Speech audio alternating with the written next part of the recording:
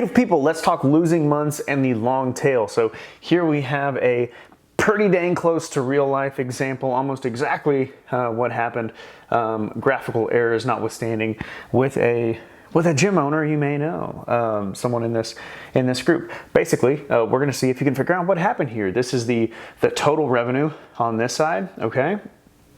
The months down here, so we have August, May, June, July, August, and then projections, sort of a quasi projections for September. And we have things broken down by EFT, front-end offers, and renewals. We're not that worried about ancillary revenue or other services, literally just EFT, front-end offers, and renewals, meaning people from, we could almost call them conversions realistically. We can rename that and call it conversions. But basically people converting or renewing from their front-end offer to your ongoing membership, to your EFT. So if you haven't figured it out yet, right, we have a drop-off in overall revenue where we had some really shit months in June, July. August dramatically improved. Actually, they ended up having their best month ever in August, which is realistically I should be doing more of this because things picked up hard in July, and then we had best month ever, right? I want that to be above the other ones in August. So what happened here? What's the deal with the big drop off? Why were June and July so shitty, and why did August pick up? Well, here's the deal. So many times I've had this conversation. So here's the deal. I've had this conversation so many times with you guys where it's like, I want to slow down on the ads. I want to do this, that, or the other. And that can be an okay decision. The reality though is that in this particular gym owner situation, now he had, to his credit, he had extenuating circumstances, had a salesperson that was about to move into full-time sales, hop off the reservation, and basically turn down ads and slow things down because of that, to try to catch up with a find a new salesperson, yada yada yada, off the back end. So he had additional challenges. It wasn't just, to his credit, the decision of, well, you need to cut everything off, stop. Well, here's the deal. So anytime you make the decision, so that decision happened, I think, end of April, maybe early May. Anytime you make the decision to stop the flow, you typically don't see the negative effects in month one. In fact, you may be more profitable the first month that you turn things off.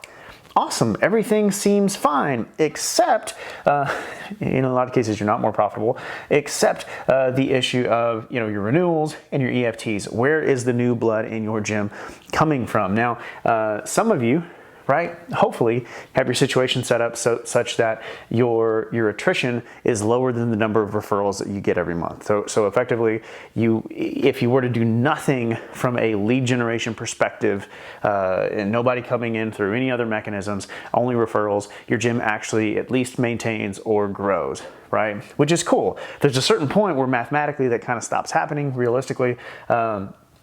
And so this gym is a little bit more mature. They're past that point. So without other external sources, realistically, the gym is gonna lose their retention is really good, but they're gonna lose a little bit. They're gonna lose a member here and there every month if they don't have other sources bringing new people in. And so that's sort of part of where you see this drop in EFT revenue. Bottom line is that when they cut things off in May, and really it was more like this, it was more of a steep decline. In May there were almost no new front-end offers because of the drop-off in sales effectiveness and in ad spend. So in May, there was almost nothing, right? Almost no front-end offer revenue coming in, but they still got to eat because April was a great month for them. So April, they had a ton of people come in, so they had a big chunk of renewal money to kind of help them out, and made May like not that bad of a month realistically. They might have even renewed a ton of people and kept things a little bit more level than even what we're seeing here, okay? Because realistically, their renewal number for them, their total revenue probably stayed about level in May. So they got more from renewals because they had a great month of front-end offers in April.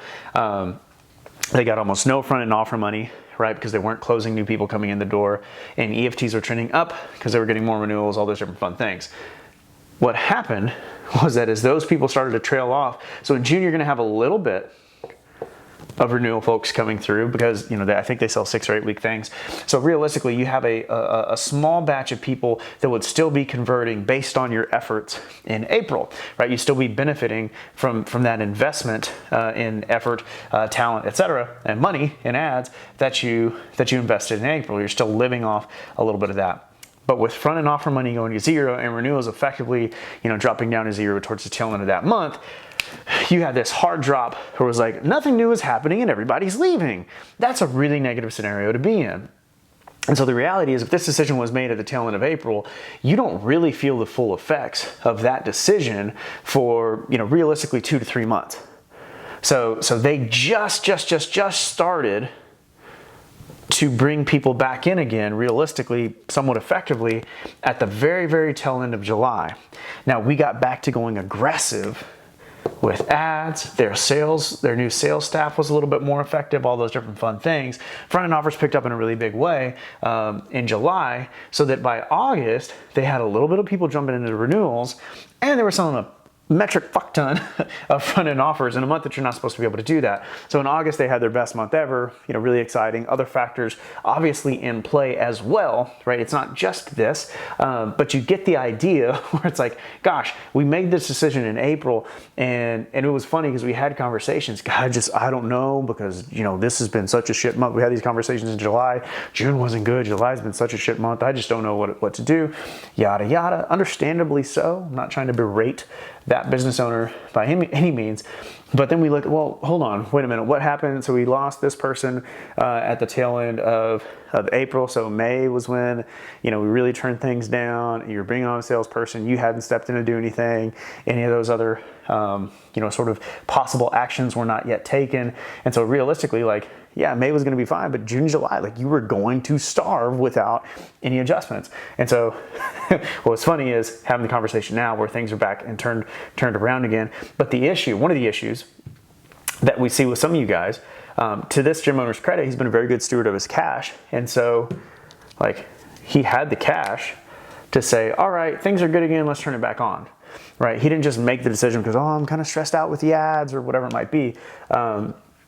He made a decision based on other factors, and then he had the cash to turn things back on, turn back on the marketing machine, turn the faucet back on when it made sense to do so. And so he did, and he did so aggressively.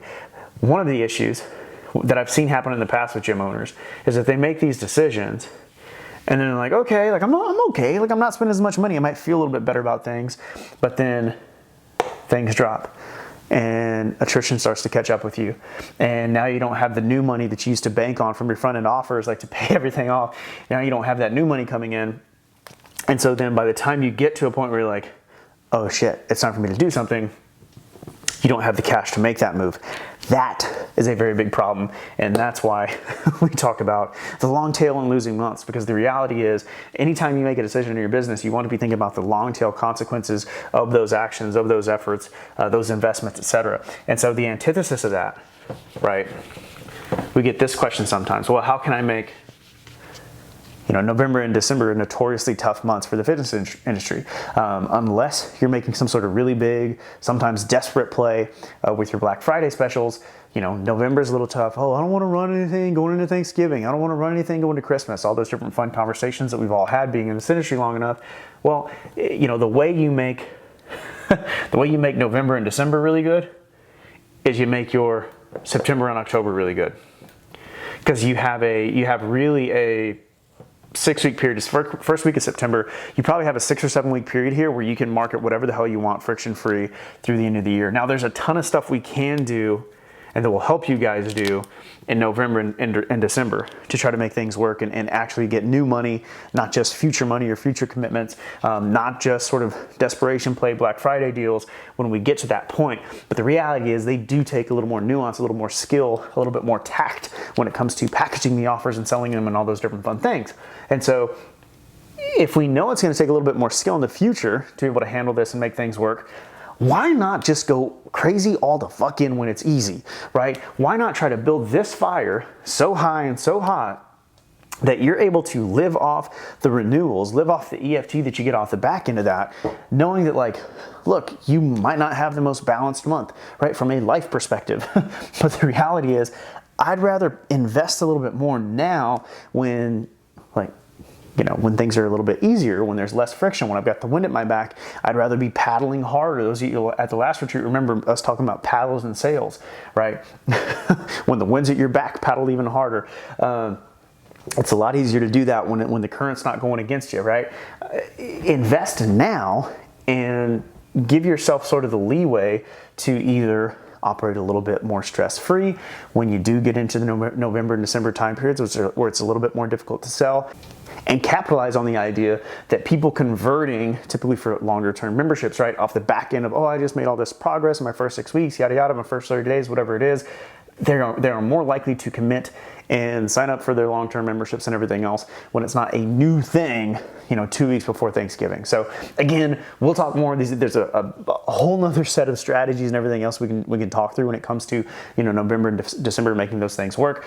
But right now, this is why I'm pushing you guys so hard on the viral giveaway, running an internal type play, getting referrals on board, all those different fun things that we can do that we're trying to teach to you guys and get out to you to make September just absolutely effing crush. The reason we're doing that and pushing you guys so hard on that is so that, number one, you make a whole bunch of money so you have some cash reserves. But number two, you build a fire so high and hot that basically you're not dealing with like embers and busting your ass just to get a little bit more gas on the fire. You're basically able to keep warm, right, through the winter months because of the work that you did September, October, and having those renewals kind of, oh yeah, great. Here's another membership coming in. Here's another membership coming in because you did the work now to be able to pay and eat later. So I hope that's helpful conceptually. The long tail and losing months, and basically the antithesis of that, the long tail and winning months. If you have any questions on it, let us know. Love, hugs. Talk soon.